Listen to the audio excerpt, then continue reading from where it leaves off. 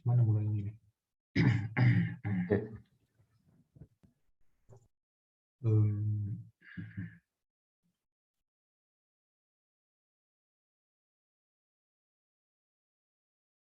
Assalamualaikum. Oh iya, benar. Assalamualaikum warahmatullahi wabarakatuh. Shalom, salam sejahtera untuk kita semua.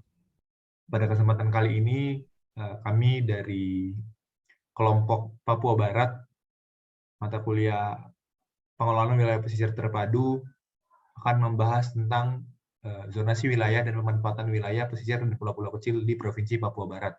Dengan saya sendiri, Christopher Dolok Saribu, dan teman saya.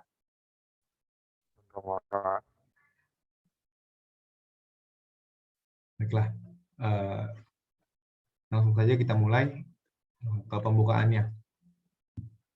Menyadari bahwa rencana pembangunan memiliki nilai strategis dalam sistem perencanaan pembangunan nasional, pembangunan daerah, dan pembangunan sektoral, dengan tetap mengedepankan pendekatan sistemik dalam pencapaian tujuan dan sasaran pembangunan nasional sebagaimana tertuang dalam Rencana Pembangunan Jangka Panjang atau RPJP nasional. Dan RPJP nasional ini adalah dokumen perencanaan pembangunan nasional yang merupakan jabaran dari tujuan dibentuknya pemerintah negara Indonesia yang tercantum dalam pembukaan Undang-Undang Dasar Negara Republik Indonesia tahun 1945 dalam bentuk visi, misi, dan arah pembangunan nasional untuk masa 20 tahun ke depan yang mencakupi kurun waktu mulai dari tahun 2005 hingga tahun 2025.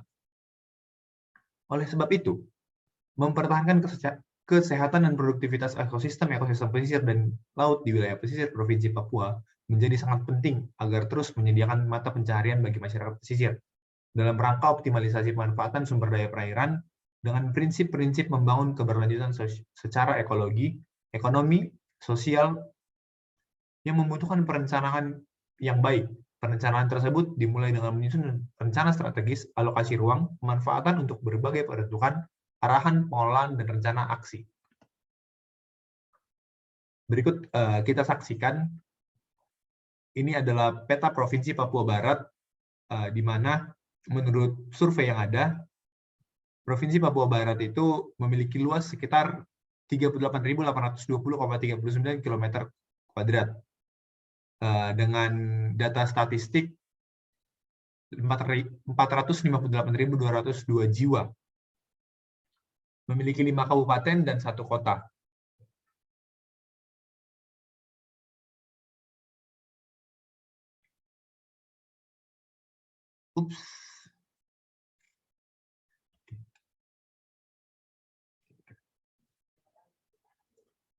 Selanjutnya kita saksikan, ini adalah peta Provinsi Papua Barat Daya dan Papua Barat.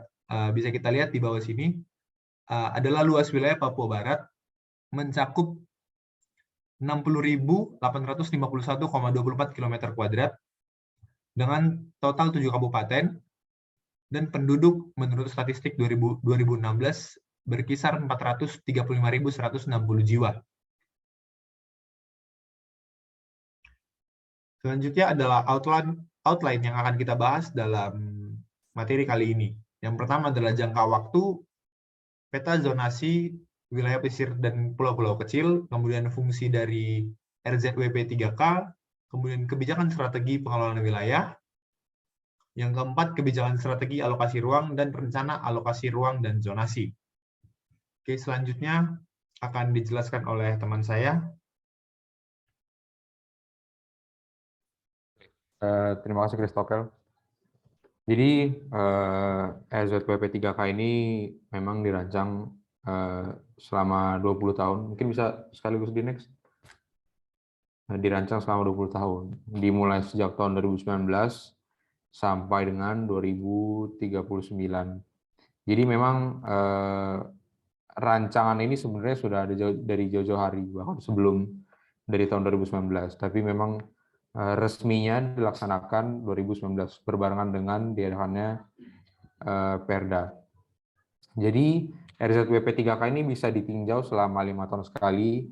Peninjauan kembali juga dilakukan apabila terjadi perubahan lingkungan strategis atau bahkan bencana alam dengan skala yang cukup besar.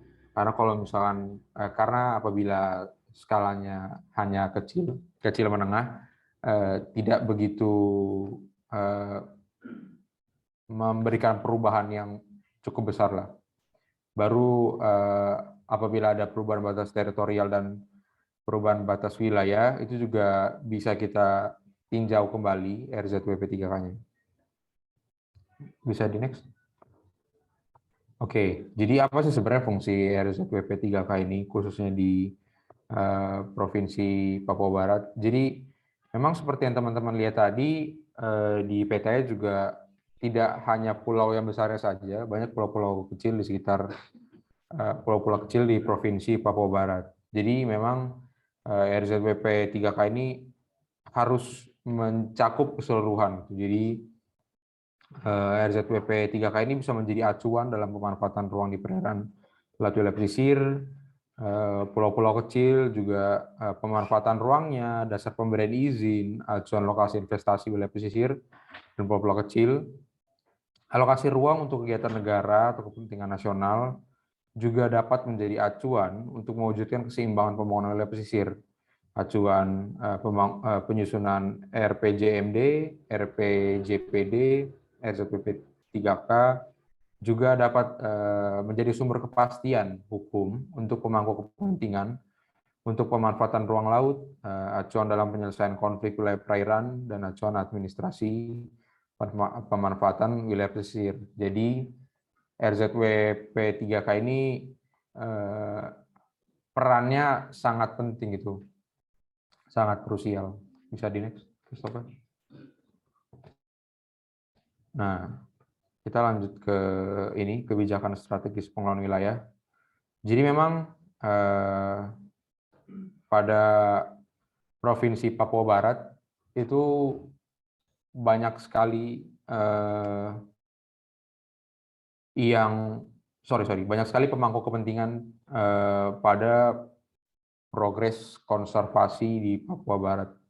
Seperti yang teman-teman tahu, sangat kaya Provinsi Papua Barat akan flora dan faunanya. Jadi memang harus kita jaga dari tujuan ekologinya. Dan apabila kita bisa menjaga pengelolaan ekologinya, dari situ kita juga secara tidak langsung menjaga standar ekonomi yang berkaitan langsung dengan flora fauna di situ. Jadi memang warga sekitar, masyarakat sekitar masyarakat Papua Barat yang mungkin mencukupi kebutuhan sehari-harinya dengan cara berjualan dari hasil hayati laut dan lain-lainnya, itu bisa terjaga juga ekonominya. Lalu dari pariwisata juga bisa maju dan lain-lainnya. Baru di sini teman-teman bisa lihat ada kelembagaan. Seperti yang saya bilang barusan, sangat banyak lembaga yang berperan penting dan berperan langsung pada penjagaan Provinsi Papua Barat di daerah pesisirnya. Ada pemerintah daerah itu sendiri, pemerintah Provinsi Papua Barat, ada juga Kementerian Lingkungan Hidup dan Kehutanan, dan yang terakhir KKP. Jadi semuanya berperan penting dan harapannya tidak ada tumpang tindih supaya segala sesuatunya dapat terlaksana dengan baik dan benar. Nah, baru juga yang terakhir, yang tidak kalah penting adalah kebijakan strategi untuk mencapai tujuan sosial budaya. Seperti yang teman-teman tahu, Indonesia juga tidak hanya kaya dengan flora dan faunanya, Indonesia juga kaya akan hal sosial budayanya. Khususnya di Papua Barat, banyak kebudayaan-kebudayaan adat yang tidak bisa kita kesampingkan. Karena apabila kita berbicara tentang wilayah pesisir, kita juga harus berbicara tentang sosial budaya yang berlaku dan masih berjalan dan harus kita jaga juga, kita lestarikan di daerah tersebut. Jadi memang itu tidak bisa kita kesampingkan karena bagaimanapun juga itu yang mereka laksanakan dan mereka kurang lebihnya menjadi perpanjangan tangan langsung dari pemerintah daerah atau mungkin dari KKP dan KLHK untuk menjaga, tapi juga kita juga sekaligus memperhatikan tujuan sosial budaya yang mereka miliki. seperti itu. Mungkin bisa di next. Nah, kebijakan alokasi ruang dan selanjutnya mungkin bisa dijelaskan langsung oleh Christopher. Oke, baiklah, Saudara Stephen, terima kasih atas penjelasannya. Mungkin bisa saya lanjutkan ke kebijakan alokasi ruang. Sudah dijelaskan sebelumnya, ada yang namanya, yang sebelumnya dijelaskan itu kebijakan strategis pengelolaan wilayah di bagian sosial budaya. Oleh karena itu, di dalam Perda ini, diberikan kebijakan alokasi ruang yaitu kelola masyarakat hukum adat, di mana daerah ini adalah dikhususkan untuk dikelola oleh masyarakat adat Papua Barat. Untuk kebijakannya sendiri, kebijakan pengelolaannya, perlindungan kepastian hukum mengenai keberadaan dan wilayah kelola masyarakat hukum adat ini diatur dalam Perda ini. Kemudian pengakuan hak dan memperkuat akses masyarakat hukum adat atas pengelolaan wilayahnya sendiri. Kemudian penguatan tata kelola kelembagaan masyarakat dan penghormatan dan pemenuhan hak masyarakat di wilayah hukum adat. Kemudian itu ada pemanfaatan umum. Di pemanfaatan umum ini, penetapan kawasan dan pemanfaatan umum ini bagi pengembangan dan kegiatan sosial, ekonomi, budaya secara terstruktur dan berkelanjutan. Bisa kita tarik contoh, wilayah pemanfaatan umum ini biasanya dimanfaatkan untuk pelabuhan, pariwisata, dan zona-zona pertambangan, energi, dan kebutuhan berkelanjutan. Ini yang dimaksudkan dalam pemanfaatan umum, seperti misalnya fasilitas umum untuk provinsi. Mungkin bisa lebih ditangkap lah kalau dengan bahasanya seperti itu. Fasilitas umum provinsi, maka alokasi ruangnya diberikan di pemanfaatan umum ini. Kemudian itu ada konservasi perairan. Konservasi perairan ini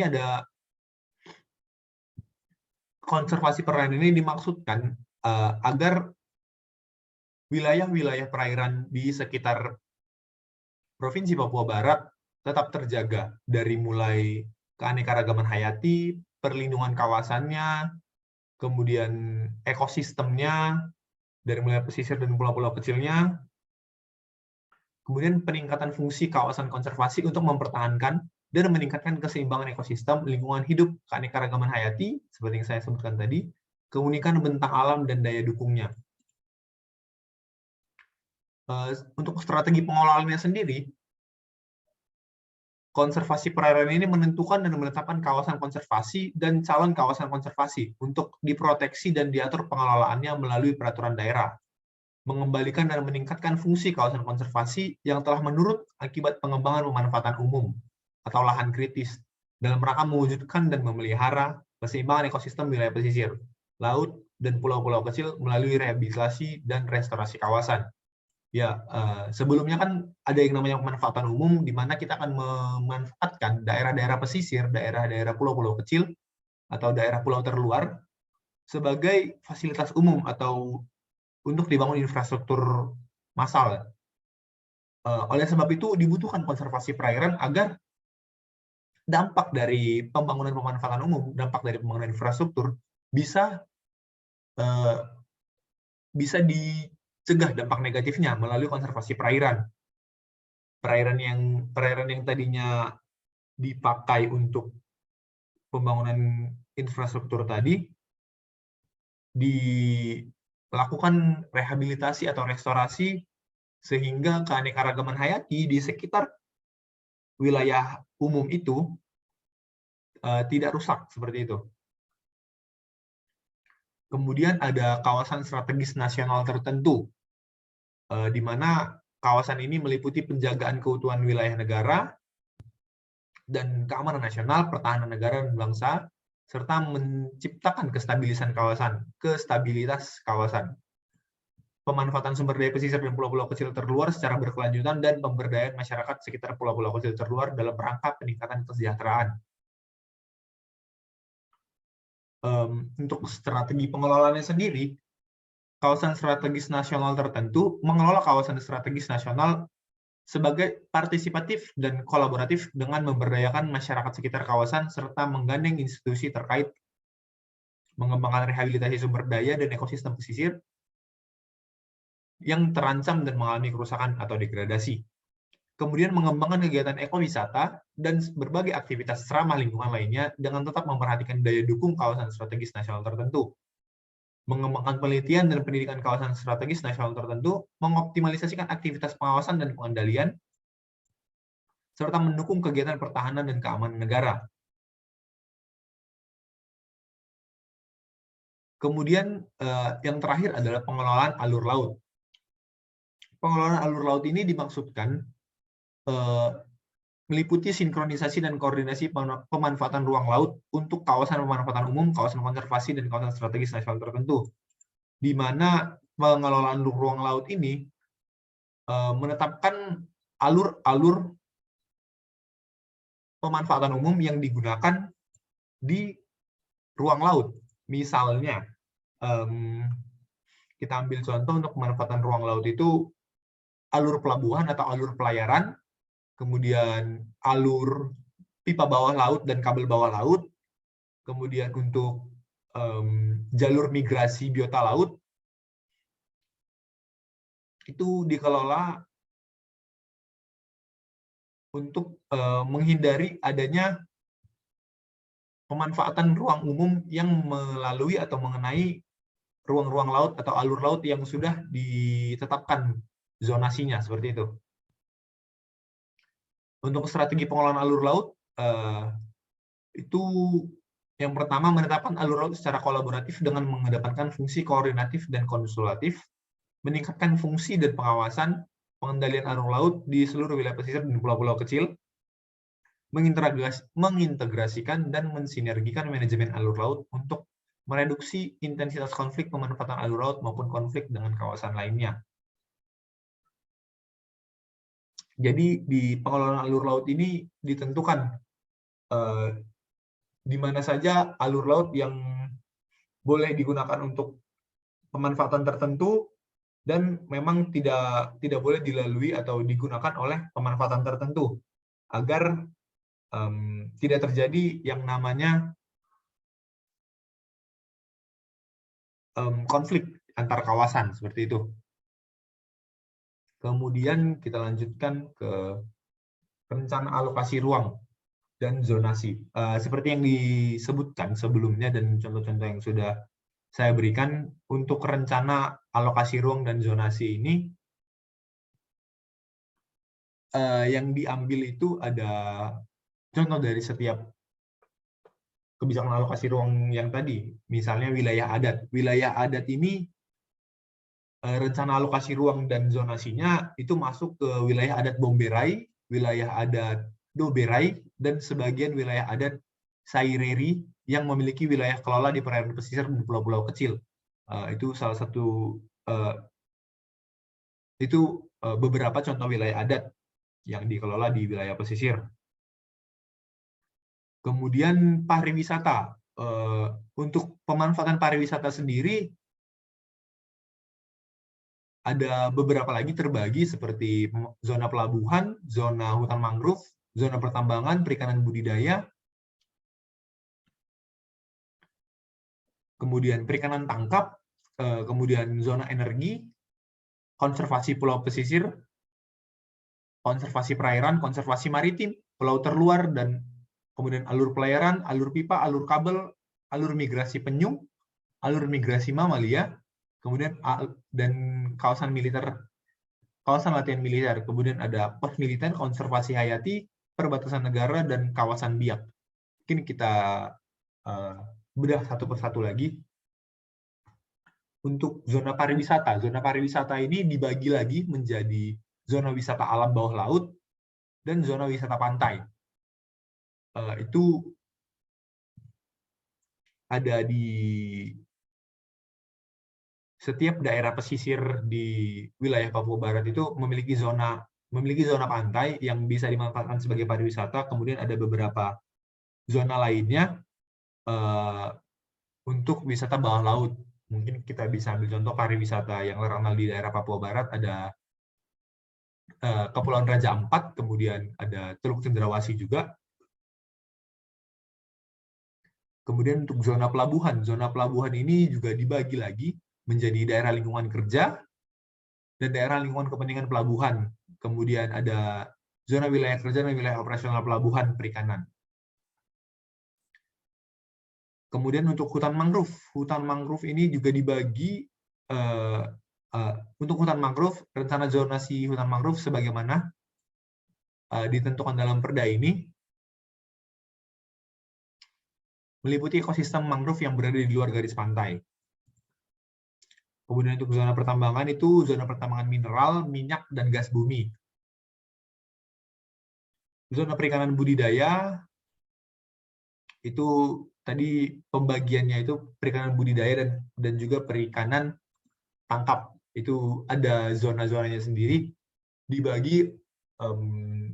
Contohnya zona perikanan tangkap ini wilayah batas untuk nelayan dapat melakukan proses penangkapan ikan di ruang laut seperti itu. Kemudian zona energi yang dimasukkan zona energi meliputi sub energi pembangkit listrik, tenaga gas dan mesin gas. Kemudian untuk konservasi perairan dan konservasi maritim itu wilayah-wilayah konservasi di mana bisa juga dimaksudkan untuk daerah pariwisata. Kemudian untuk pulau-pulau terluar, pulau-pulau kecil dan pulau-pulau terluar, ada beberapa pulau yang disebutkan dalam perda ini.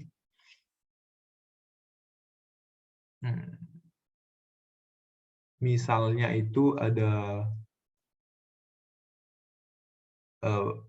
di Kepulauan Perairan Raja Ampat, kemudian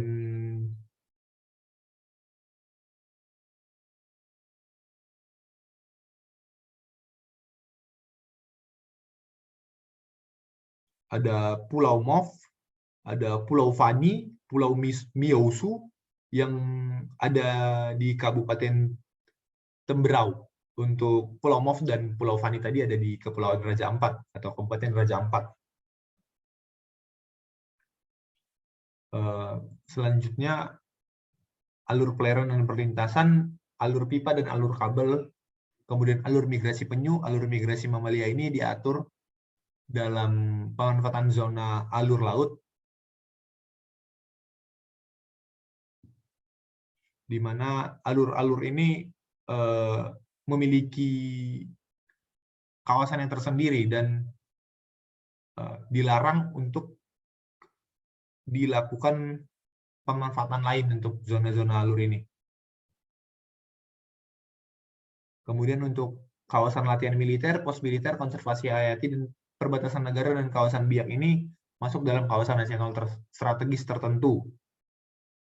Itu dibagi berdasarkan kepentingan pertahanan negara, objek vital nasional yang bersifat strategis, keanekaragaman hayati, dan serta berbasis daerah demobilisasi yang ditetapkan berdasarkan ketentuan peraturan perundang-undangan.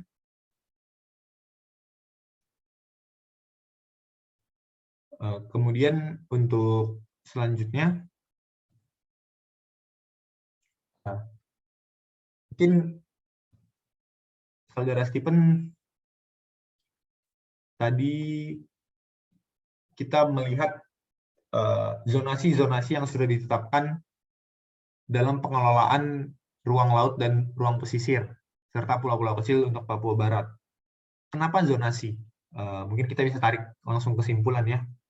Kenapa zonasi? Karena setiap ruang laut, setiap daerah itu memiliki peruntukannya masing-masing, memiliki hal yang diutamakan masing-masing. Seperti misalnya kawasan konservasi laut, alur migrasi, alur pipa, dan alur kabel bawah laut itu sudah ditetapkan gitu dan sudah diatur. Seperti yang tidak bisa kita ubah mungkin jalur untuk migrasi biota laut, di mana setiap biota laut itu seperti penyu dan mamalia, jalur migrasinya menurut insting mereka sendiri. Kita harus mencari tahu di mana jalur mereka, lewat mana saja mereka untuk migrasi, melakukan migrasi, terutama penyu, di mana tempat penyu sering bertelur, dan daerah itu harus kita lindungi, harus kita konservasi gitu. Dan alur mereka untuk bermigrasi harus kita jaga agar mereka tetap mengenal tempat itu dan kita tidak kehilangan keanekaragaman hayati kita tidak kehilangan mamalia kita. Kita tetap bisa menjaga ekosistem bawah laut dan ekosistem pesisir kita. Kemudian seperti kawasan mangrove juga bisa kita lihat, kawasan hutan mangrove itu sangat krusial ya, titiknya sangat krusial.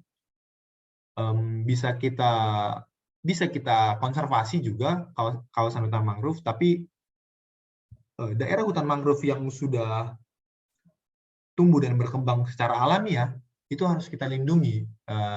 Kita bisa menghindari pemanfaatan ruang laut, pemanfaatan umum yang mengenai kawasan hutan mangrove, atau kalaupun dipergunakan, kita harus menentukan wilayah konservasinya. Kita harus mengatur lagi konservasinya agar zona yang sudah dipakai untuk pemanfaatan umum itu bisa tetap lestari dan tidak terganggu akan dampak negatifnya. Mungkin seperti itu. Stephen, ada pendapat lain? Ya, mungkin tadi yang dijelasin sama Christopher sudah cukup jelas ya. Cuman mungkin intinya itu karena Provinsi Papua Barat cukup kompleks, karena banyak pemangku kepentingan di sana, jadi memang kita harus membuat hadir Perda juga sangat berpengaruh, karena di sana mengatur semua hak dan kewajiban dari berbagai kepentingan, berbagai pemangku kepentingan itu. Jadi tidak ada yang bisa kita kesampingkan, jadi semua harus kita perhitungkan dengan baik, dengan matang. Karena seperti yang tadi dijelasin Christopher, cukup banyak, mulai dari pertambangan, mulai dari kawasan mangrove, konservasi hayati, perbatasan negara, pos militer, dan lain-lainnya. Itu cukup banyak, jadi memang semua kepentingan harus dapat dilaksanakan dengan baik. Mungkin itu saja. Terima kasih, Christopher. Baiklah, Saudara Stephen. Mungkin itu saja yang bisa kami sampaikan mengenai rencana zonasi wilayah kepulauan dan pesisir, juga pulau-pulau kecil di Provinsi Papua Barat. Lebih kurangnya kami mohon maaf. Semoga apa yang kami sampaikan bisa menambah cakrawala pengetahuan teman-teman semua. Saya Christopher, pamit undur diri. Terima kasih. Stephen juga mau undur diri. Terima kasih.